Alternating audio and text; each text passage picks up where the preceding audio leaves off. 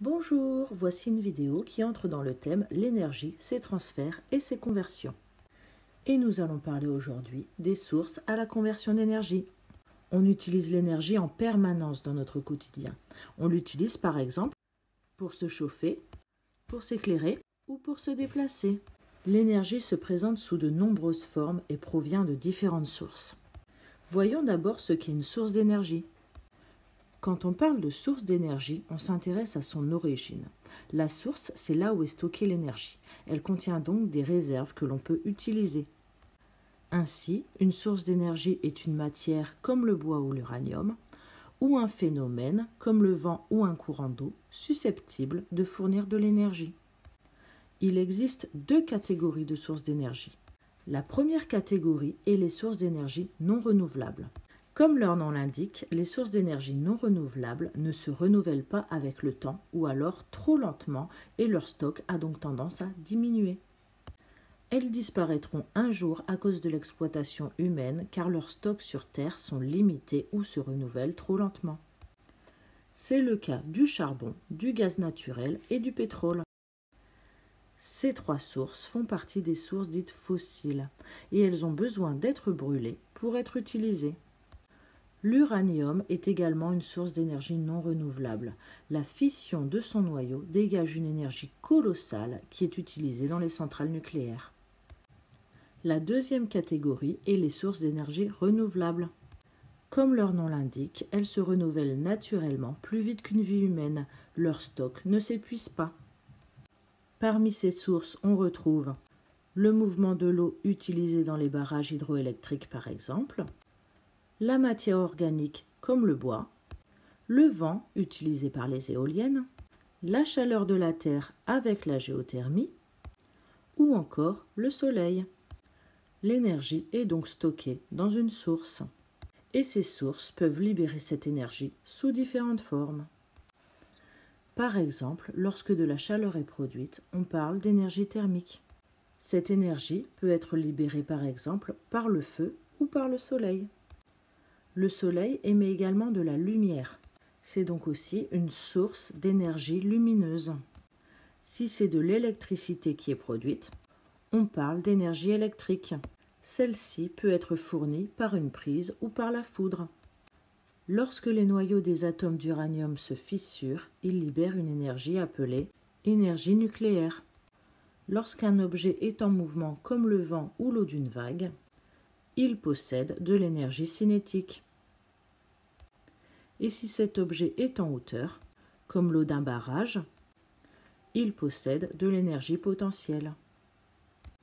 Enfin, lorsque l'énergie est stockée dans une matière et qu'elle est libérée lors d'une transformation chimique, comme par exemple lors de la combustion du charbon, du bois ou de l'essence, on parle d'énergie chimique. L'énergie ne peut pas disparaître, mais elle peut subir des transferts et des conversions. Et il faut bien distinguer la différence entre transfert et conversion d'énergie. On parle de transfert lorsque l'énergie est transférée d'un objet à un autre. Elle garde la même forme. Par exemple, lorsqu'un cycliste pédale, il transfère son mouvement au pédalier. L'énergie cinétique du cycliste est donc transférée au vélo qui se met alors en mouvement. On a bien la même forme d'énergie. On parle de conversion d'énergie lorsque l'énergie est convertie d'une forme en une autre grâce à un convertisseur. Par exemple, une pile est un convertisseur d'énergie qui permet de convertir de l'énergie chimique en énergie électrique. Au cours d'une conversion d'énergie, il y a conservation de l'énergie. Une partie de l'énergie reçue par le convertisseur est convertie en énergie exploitable. On parle d'énergie utile.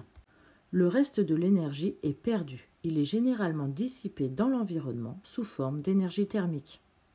La conservation de l'énergie se traduit par la relation énergie reçue égale énergie utile plus énergie perdue. Par exemple, une lampe reçoit de l'énergie électrique pour fonctionner. Le but d'une lampe est d'émettre de la lumière. L'énergie utile est donc l'énergie lumineuse. Mais lors de son fonctionnement, une lampe peut également chauffer. Il y a donc une perte d'énergie sous forme d'énergie thermique. Et comme il y a conservation de l'énergie, L'énergie électrique reçue est donc égale à l'énergie lumineuse et à l'énergie thermique émise. Si par exemple la lampe consomme 20 joules en énergie électrique et qu'elle en émet 15 en énergie lumineuse, alors 5 joules se sont dissipés sous forme d'énergie thermique. Chaque transfert et chaque conversion d'énergie peuvent être schématisés par une chaîne énergétique. Dans une chaîne énergétique, le rectangle représente les réservoirs, c'est-à-dire les sources d'énergie. Les transferts sont représentés par des flèches et les convertisseurs sont représentés par un ovale. Par exemple, si on veut représenter la chaîne énergétique d'un panneau solaire, on commence par placer le panneau solaire dans un ovale, car c'est un convertisseur d'énergie. Il permet de convertir de l'énergie lumineuse en énergie électrique. L'énergie lumineuse reçue provient du soleil. C'est une source d'énergie, on le note donc dans un rectangle. Et au cours de son fonctionnement, le panneau solaire perd de l'énergie sous forme d'énergie thermique. On note ce transfert sur une flèche. Pour résumer, vous avez vu dans cette vidéo que l'énergie est stockée dans une source, qu'elle peut être transférée d'un objet à un autre sous une certaine forme, mais également être convertie sous une autre forme. Enfin, il y a conservation de l'énergie. En effet, l'énergie ne peut pas disparaître.